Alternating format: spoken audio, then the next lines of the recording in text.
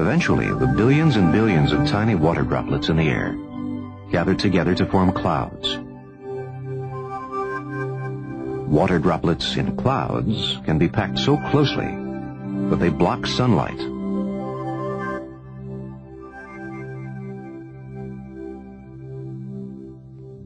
Sometimes, when the earth is cold, water droplets condense close to the ground. When that happens, we can touch the water droplets floating in the air, and we call it fog. The cool, damp fog is actually a cloud which is resting on the ground. Fog and low clouds often settle in valleys where hills block their path. When pushed by the wind, however, clouds can travel great distances quickly.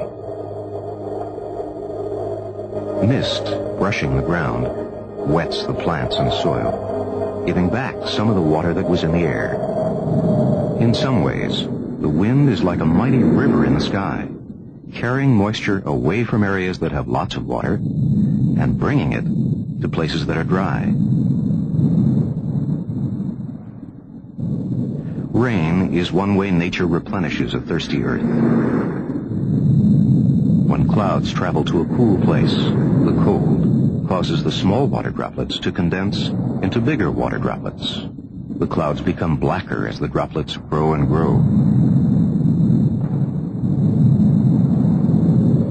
Finally, the water droplets are so big and heavy that they fall to earth as rain or precipitation. For a while, it can seem as if all the water in the sky is pouring back to earth at once.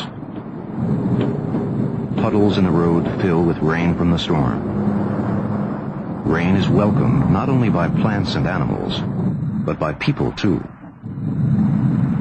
Rain brings water to the places where people live, although flooded streets and wet clothes can be a nuisance.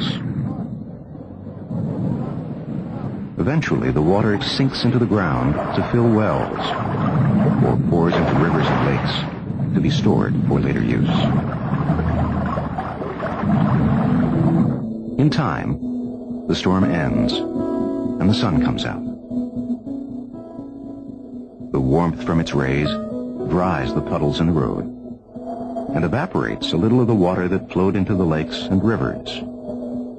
The water goes back into the air and continues on its journey.